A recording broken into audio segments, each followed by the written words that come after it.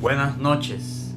Les doy la bienvenida a su programa de Cuenta la Leyenda Hermosillo.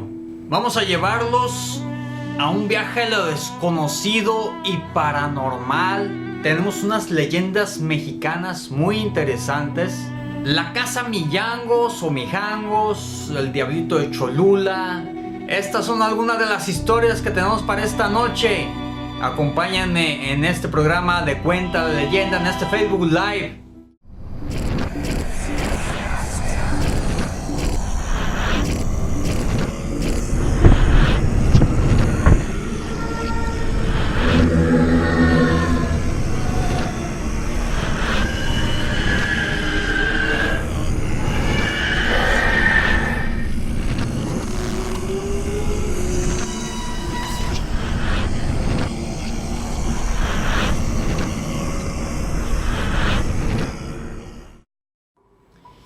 Llámanos y comparte una historia que nos ponga la piel chinita. Una historia que nos transporte a ese momento donde ocurrió algo excepcional o terrible. Que nos provoca terror o miedo. Una historia que nos mantenga pegados a la pantalla. Una historia que nos transmita el miedo o el terror que tú experimentaste y que nos lleve a ese momento paranormal, ese momento que nos espera y que los compartimos aquí en este espacio. Y vamos a comenzar con la primer leyenda mexicana. Y antes de eso vamos a entrar un poco en contexto. Vamos a empezar. ¿Han escuchado hablar alguna vez ustedes sobre las brujas? Yo me imagino que sí. ¿Son seres reales o meras fantasías de las personas? ¿Simples leyendas rurales o urbanas? Pues bien, se dice que una bruja pues es una mujer cuyo poder sobrenatural es la magia, y aunque su existencia se relaciona directamente con el diablo, con la maldad, pues ese es el estereotipo que hay, ¿no? Las brujas han infundado temor a lo largo de la humanidad, pues se les relaciona directamente con el diablo. El estereotipo de una bruja es una mujer anciana que vuela por los cielos en su escoba, con nariz larga y con verrugas. Pero la verdad es que una bruja puede tener muchas apariencias y se puede manifestar de diferentes formas. Incluso hasta puede haber bondad en algunas de ellas, según testimonios de varias personas. Sin embargo, no es el caso del estado de Tlaxcala, donde las brujas han arruinado la vida de tantos niños. Y eso nos lleva a nuestra primer leyenda mexicana, que son las brujas de Tlaxcala. Se dice que a principios de los años 90 en las comunidades allá en el sur de Tlaxcala, decenas de bebés murieron por las noches sin razones aparentes. Y todos tenían las mismas marcas y moretones en sus cuerpecitos. El promedio de muertes infantiles era mucho más alto que en las otras comunidades del país. A este tipo de muertes que se consideraron sobrenaturales se les llamó chupada de bruja. Chupada de bruja, ¿qué tal? Pues se decía que las brujas se alimentaban de la sangre de los lactantes hasta matarlos. Y sus preferidos eran los bebés no bautizados. Otro de los dones de las brujas era el de la transformación. Estas brujas solían transformarse en guajolotes y bolas de fuego para realizar sus viajes nocturnos en busca de los recién nacidos. Y no solo de Tlaxcala, se puede ver la presencia de estos infernales seres, pues en muchos otros lugares se pueden ver las bolas de fuego que vuelan por los cielos acechando a sus probables víctimas. ¡Qué horrible! Incluso en una ocasión, en el diario el Nacional, el Universal en ese entonces, se publicó el avistamiento de ovnis en las comunidades de Tlaxcala, pero los habitantes sabían que las luces nocturnas no eran ovnis, sino brujas, siervas de Satanás en su camino a hacer el mal. Y estas iban a asesinar a esos pobres e inocentes bebés.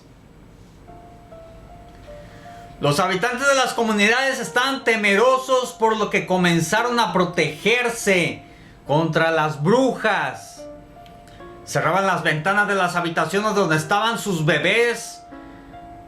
Colocaban agua bendita, tijeras abiertas en forma de cruz, listones rojos y espejos en sus paredes. Y esta clase de objetos, algunos de ellos benditos, ayudaron a que la tasa de muerte de los bebés disminuyera considerablemente. Una señora afirma ser testigo de ver a una bruja que trataba de ir por su nieto y se apresuró a poner un espejo cerca del niño mientras ella lo protegía entre sus brazos. Cuando de pronto del espejo este espejo voló por los aires, rompiéndose en 1000 pedazos. Pues se dice que una bruja no soporta ver su reflejo, pues lo que ve es lo podrida que está su alma. Aunque pareciera que son fantasiosos cuentos de terror, en la actualidad cientos de personas siguen reportando el avistamiento de brujas, especialmente en zonas rurales, por allá en el estado de Tlaxcala. ¿Y ustedes, amigos y seguidores, han visto o conocen a alguna bruja? Dejen sus comentarios al respecto en la caja de comentarios aquí de Facebook. O bien, cuando este video lo publiquemos en YouTube, digan qué opinan al respecto. Sus comentarios son muy importantes para nosotros. ¿Qué serían capaces de hacer, les pregunto, por su familia? ¿Se jugarían el todo por ayudar a un ser querido? ¿A su papá, a su mamá? ¿Qué tal a un hijo o a una hija? De eso se trata la siguiente leyenda mexicana, que es por allá en el estado de Nuevo León. Ya está la leyenda de la Casa de los Tubos. Es una de las leyendas más populares de Monterrey. Dice la leyenda que durante la década de los 70, por allá en aquel entonces, pues una familia estaba construyendo su lujosa vivienda en la ciudad de Monterrey. La casa tenía una forma muy particular, los espacios eran circulares. Aquí en la publicación les comparto una de las fotos para que vean cómo es la Casa de los Tubos. Ahí está la Casa de los Tubos, vean cómo tiene una forma muy peculiar e interesante. Pues esta casa estaba hecha para la hija de los dueños, que estaba en silla de ruedas. Y así el diseño de la casa se adaptaba y la niña pudiera moverse con su discapacidad, moverse libremente entre las rampas que estaban puestas entre cada espacio de la Casa de los Tubos. La edificación ya tenía la estructura casi terminada, pero se dice que esa casa o el lugar tenía indicios de una maldición. ¿Cómo era esto? Pues mientras trabajaban en su construcción, se dice que dos albañiles murieron en un lamentable accidente. La obra se detuvo un tiempo debido al acontecimiento ocurrido. Y pues tiempo después reiniciaron la construcción de la casa. Todo iba acorde a lo planeado. Y un día, la hija de la familia de 12 años estaba paseando por la casa, curioseando el avance de la edificación, y repentinamente la niña cae al vacío desde uno de los ventanales, de esos grandes ventanales que tiene la casa. Y es otro terrible accidente, totalmente inesperado para todos. La construcción pues se paralizó completamente, y después de esto la casa la dejaron pues en el abandono. Hay un rumor que dice, fue un rumor de años más tarde, que una familia se interesó en comprar esta peculiar casa abandonada.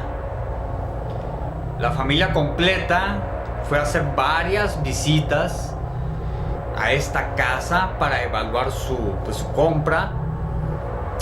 Y en una de las visitas, un hijo de esta familia que estaba visitándola sufre una caída desde el ventanal de la casa, causándole la muerte. Qué curioso, ¿verdad? Dos acontecimientos similares, separados por unos cuantos años. Vecinos y trabajadores y visitantes de la casa se dice que está embrujada. Han sido testigos de ver a la niña mirando desde una de las habitaciones, viendo hacia el horizonte, pero que en su mirada solo hay un gris infinito, mirando a la nada, como esperando un día encontrar consuelo para su alma. Es una leyenda muy trágica, muy triste, de la ciudad de Monterrey, Nuevo León. Un saludo para todas las personas que nos estén viendo desde Monterrey, Nuevo León. Un abrazo. ¿Y a quién no le atormentaría esta casa? Les pregunto yo.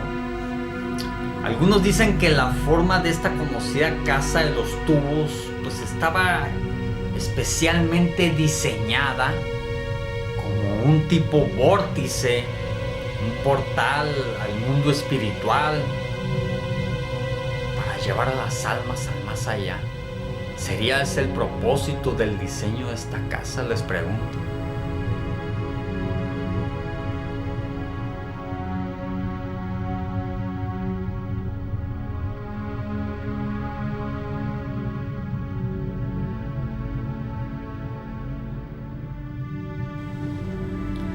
Y esta leyenda es de allá del estado de Morelos, en la ciudad de la eterna primavera, Cuernavaca. Y se llama la Dama de los Espejos, que al principio les dije que era la Dama del Cabello Negro, no sé por qué. Pero la Dama de los Espejos. Y esta leyenda pues dice que hace muchos años en la ciudad de Cuernavaca existió una hermosa mujer cuya cabellera era su pertenencia más preciada. Pues no se cansaba de admirar su belleza, por lo que se la pasaba mirándose en el espejo mientras se cepillaba el cabello delicadamente. Sin embargo, la vida le tenía preparado un trágico acontecimiento, un trágico destino.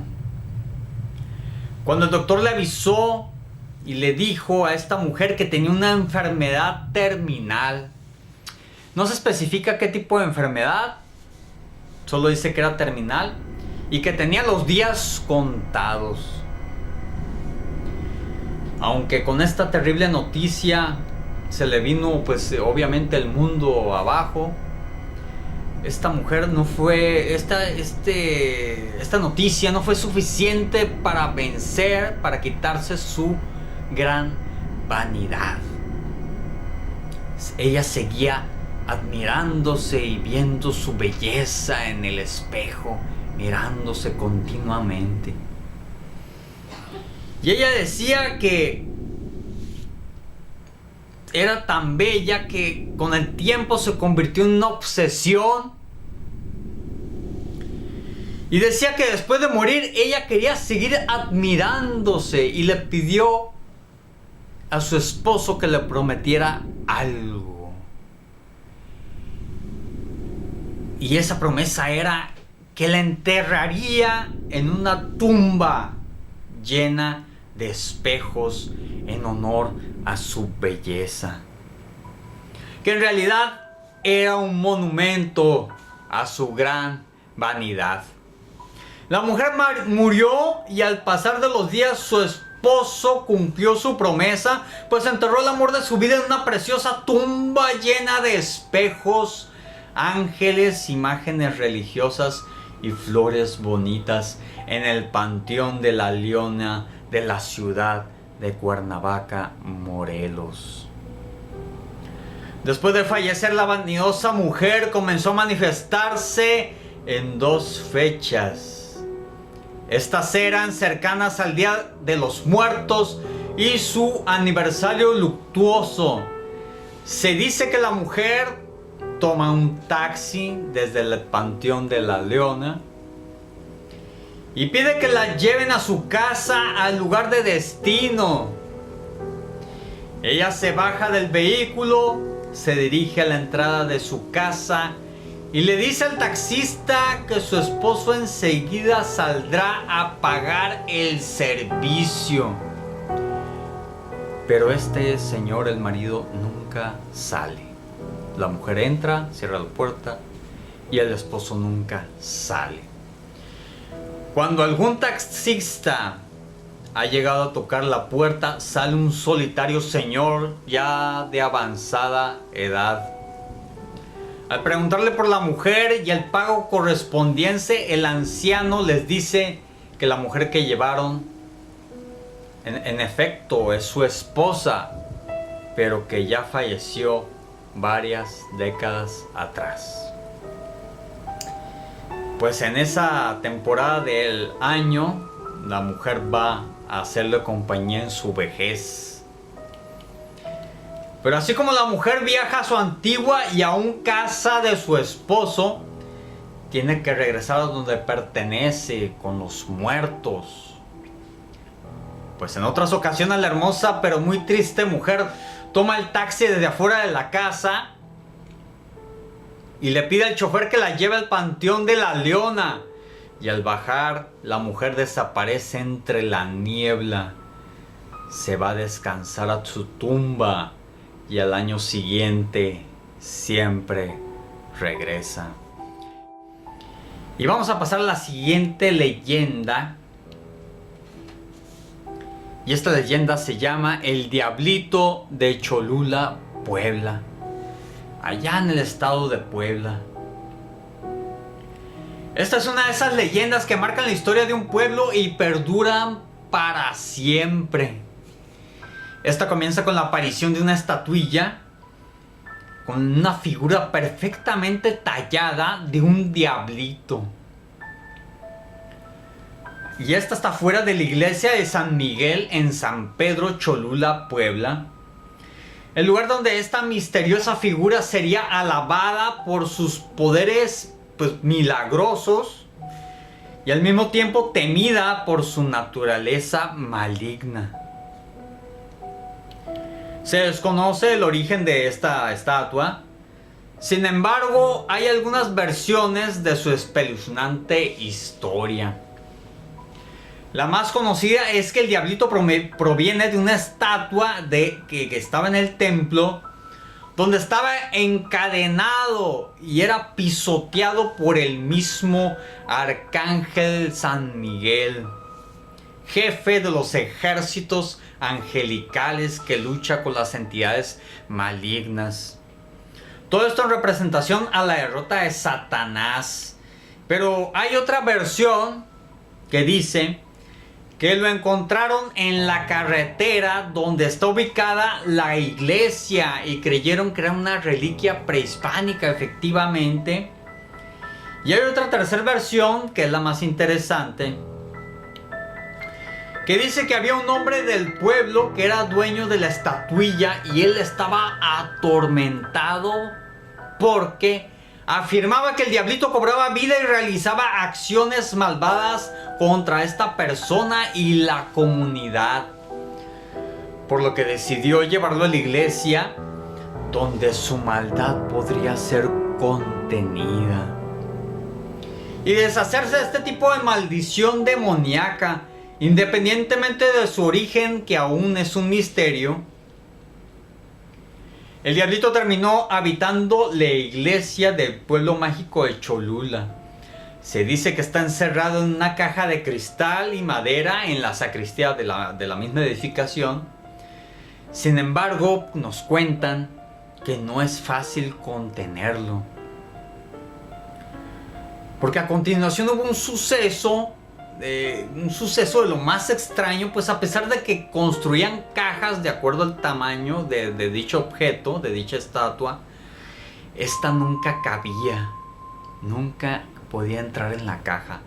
Y esto era porque decían que volvían a construir otra caja un poco más grande o más adecuada al tamaño de la estatuilla. Y volvieron a tomar medidas y tampoco cabía y dijeron pues que algo extraño estaba pasando. Hicieron hasta 3 cajas diferentes y la estatuilla no cabía, la ponían y no cerraba, no cabía, no la podían poner. Y se dieron cuenta de que algo extraño estaba pasando.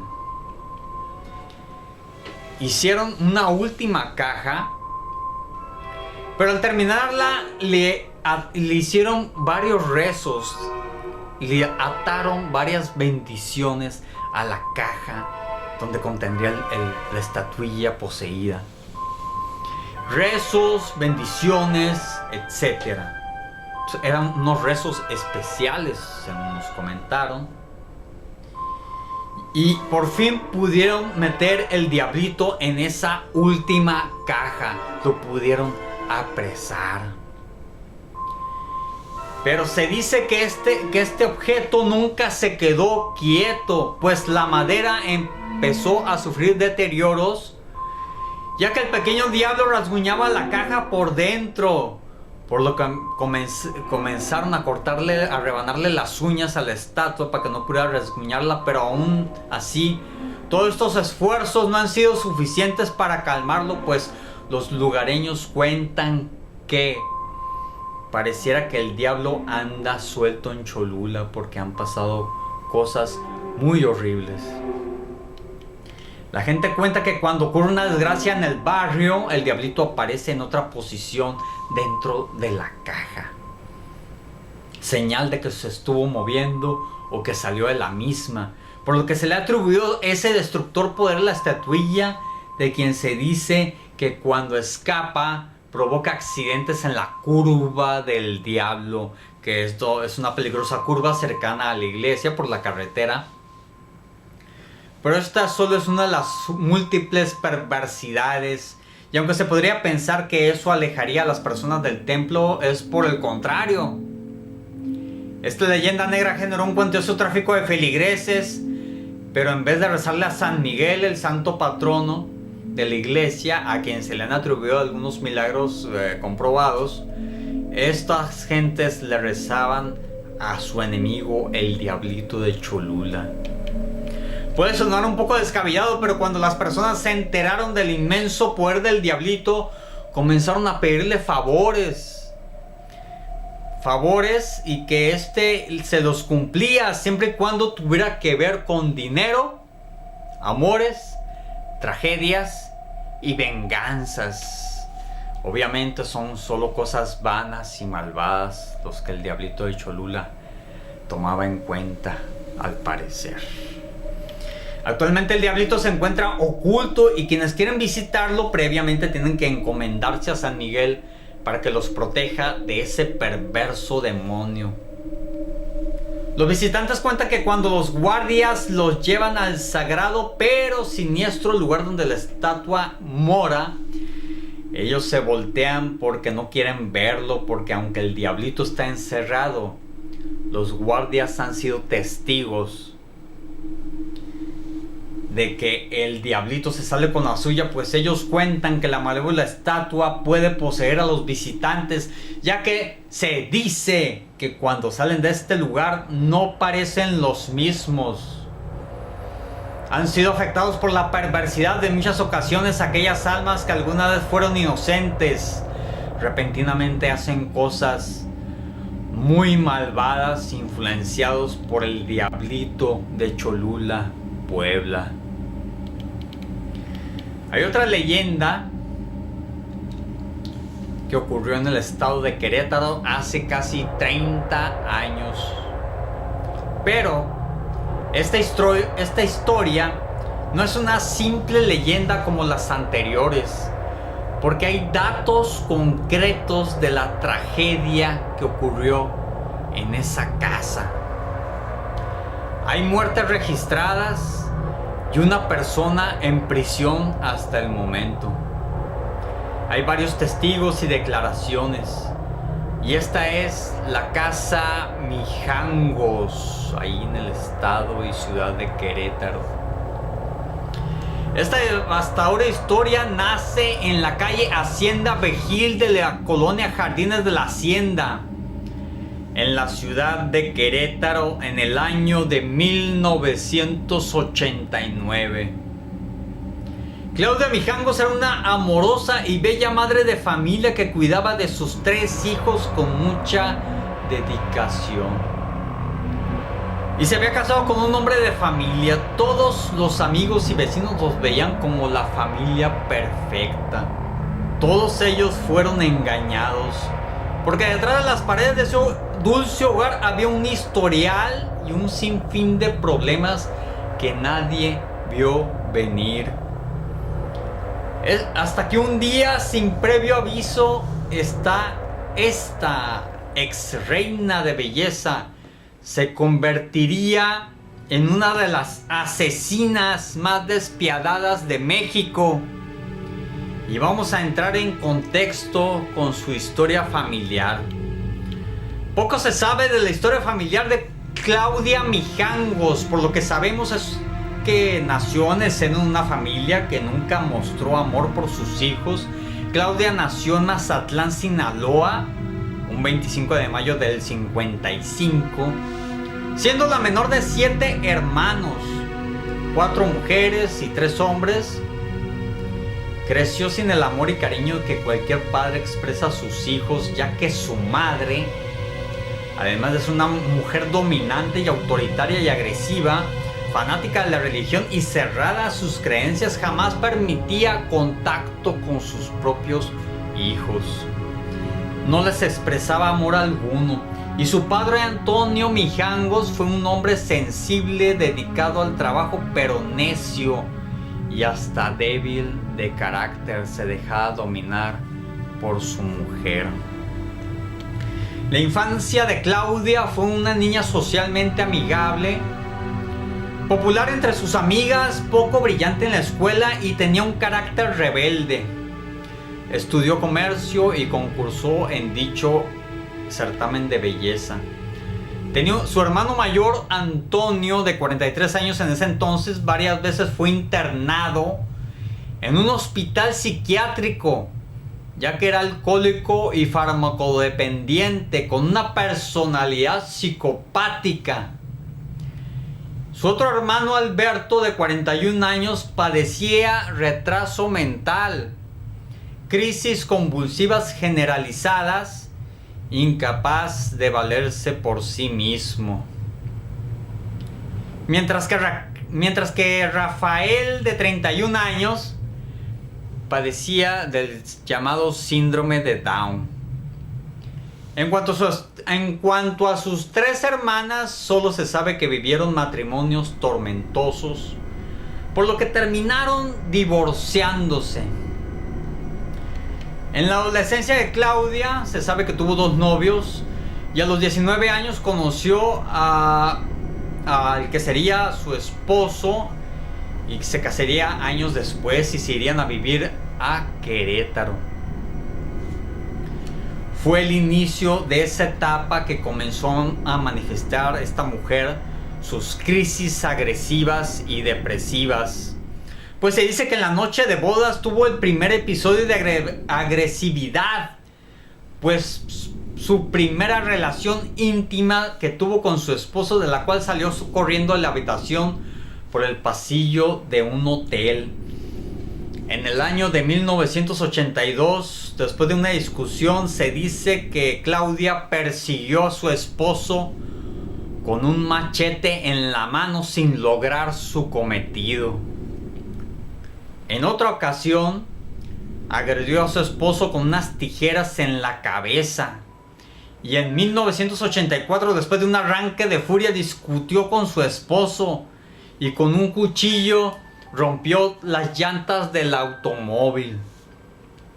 A pesar de estos arranques que tenía, nunca se le vio como una madre agresiva, aunque sí era posesiva y dominante con sus hijos. Se dice que daba clases de catecismo, ética y religión en el colegio Fray Luis de León, donde estudiaban sus hijos, y donde incluso llegó a decir mantenía una relación con el sacerdote Ramón, un sacerdote que estaba en ese entonces. Ya para 1988 presentaría una crisis más intensa en la que comenzó a hablar sobre brujería, que le aventaban cosas que aparecían en su casa. Incluso llegó a decir que los vecinos le echaban pájaros muertos en su patio para hacerle daño. En otra ocasión dejó de ir a dormir a su hija mayor, Claudia María, a casa de una amiga del colegio. Pero en la madrugada acudió a ella y le reclamó a los padres de la amiga por el que le querían robar a su hija, según esto. No se sabe de dónde sacó esa idea que le querían robar a su hija. Y poco antes de llegar al nefasto día, la señora Mijangos había tenido problemas con su exmarido.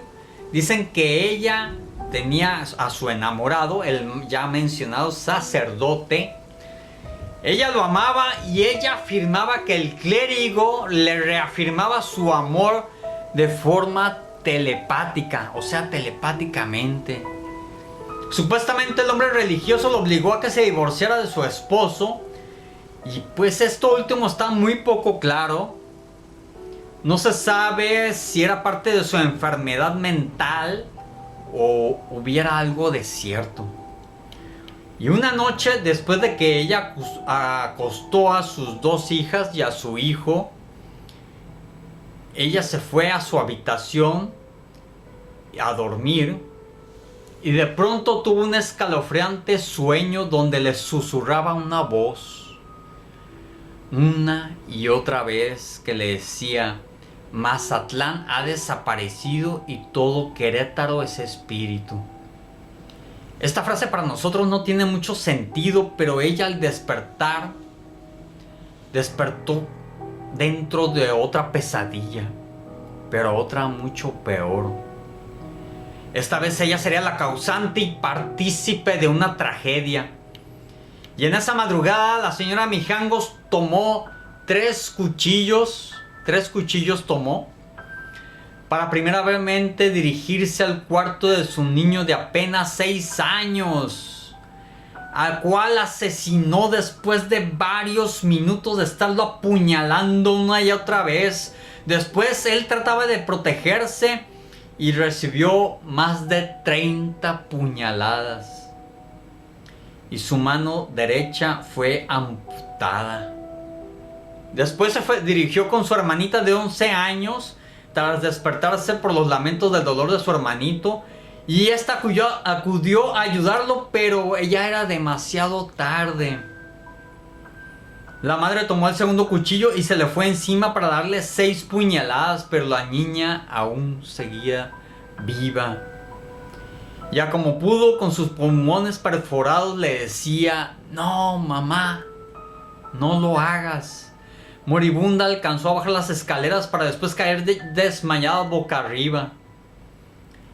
La señora se dirigió a la siguiente víctima, que fue su hija de 9 años. Tomó el tercer cuchillo y la apuñaló directamente en el corazón. Todo este terror aún no era suficiente para Mijangos, pues regresó por su hija desmayada en la primer planta, en la planta baja, para volver a apuñalarla hasta matarla. Y al día siguiente se dice que una amiga de Mijangos fue a visitarlos y se encontró con una perturbadora y descomunal escena de terror. La sangre abundaba por toda la casa y los cuerpos de los 3 niños sin vida tapados con una colcha ensangrentada. La señora Mijangos también estaba herida, pues había tratado de suicidarse cortándose las venas. Las autoridades determinaron que Mijangos padecía de esquizofrenia y fue la única autora de este brutal crimen. Este homicidio puso de luto a México y Mijangos fue llamada la hiena de Querétaro. Un médico cirujano especializado en neurología le practicó un examen para determinar su estado de salud neurológico y concluyó que era portadora de una psicosis de tipo paranoico.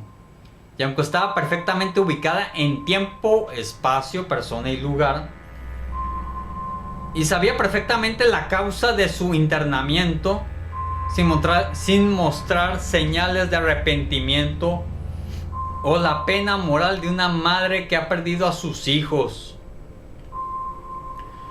y estaba con una actitud despreocupada y sin sentimientos de culpabilidad. A punto de cumplir la condena que se le dictó por el asesinato de sus 3 hijos, el nombre de Claudia Mijangos Arzac recientemente vuelve a surgir como uno de los crímenes más impactantes y conmovedores que estremeció a la sociedad queretana de aquel 24 de abril del 89 y aún vive en las mentes de los pobladores. Recluida desde el 10 de septiembre del 91 en el área psiquiátrica del reclusorio de Tepepan de la Ciudad de México, la hiena de Querétaro, bautizada así por los medios de comunicación, podría recuperar su libertad en 2019, en este año actualmente.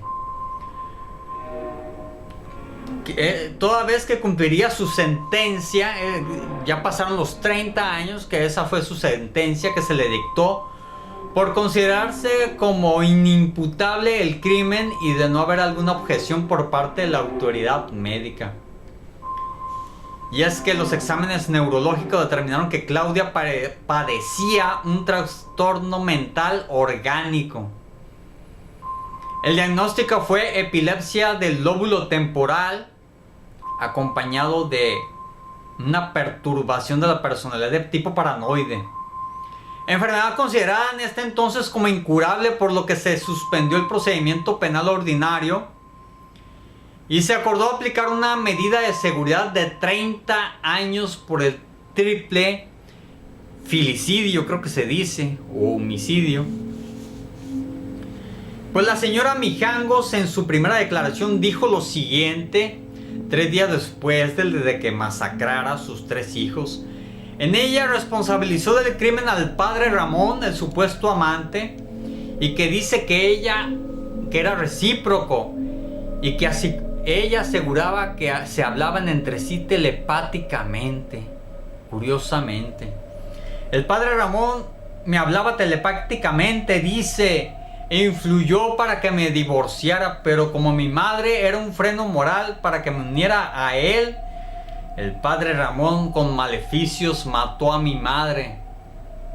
Como me sigue trabajando mentalmente para poseerme, y también mi marido quiere regresar conmigo y me trabaja mentalmente. y fue tanta la presión que me descontrolé. Eso es lo que afirmó la señora Mijangos en su declaración. Pero se dice que después cambió su declaración y dijo que no se acordaba de nada, que la había despertado su amiga Verónica Vázquez, que tocaba la puerta de su casa, y que después la habían trasladado al hospital. Hablaba de sus hijos como si estuvieran aún vivos. Decía: mis niños están dormidos en la casa, yo quiero mucho a mis hijos, son niños muy buenos y no son traviesos. Lo decía una y otra vez. Eso es lo que declaró cuando la detuvieron después de su terrible crimen. Esto solo puede ser un acontecimiento muy trágico perpetrado por una persona enferma. Pero hay testigos que afirman que en la casa Mijangos ocurren cosas paranormales debido a las muertes ocurridas ahí. Lamentablemente, muchas de las veces cuando una persona muere, pues de una manera violenta e inesperada, para su alma no es fácil encontrar la paz y su espíritu se queda atrapado en nuestro mundo, aunque ya no pertenezca a él, lo cual parece ser el caso de estos inocentes niños, pues los rumores dicen que la casa está embrujada, pues los testigos han asegurado haber escuchado prolongados lamentos de niños y ver que el niño más pequeño se asoma por la ventana. Lo que temen las personas de Querétaro es que la señora Mijangos supuestamente pronto saldrá en libertad en este año. Pues ya pasó la fecha donde supuestamente saldría libre, ya pasaron los 30 años. Este año es cuando cumple su condena. ¿Ustedes creen que vaya a pasar? ¿La dejarán salir? Hay un rumor que dice que la señora afirma que va a volver a su antigua casa y restaurarla. Pues esperemos que resulte todo bien, sin contratiempos y sin más masacres. Hay un video en YouTube que pues, lo vamos a compartir, lo vamos a poner aquí en el link, un link de un youtuber que hace una exploración urbana a la casa Mijangos y lo vamos a poner ahí.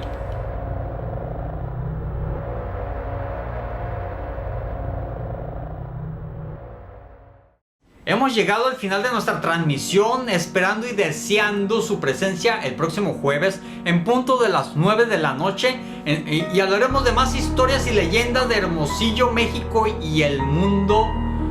No sin antes agradecerles a ustedes, amigos y seguidores, por acompañarnos en este viaje a lo paranormal, a las historias, anécdotas que nos relatan, donde ustedes son los protagonistas, y recordándoles que le den like a nuestra página de Facebook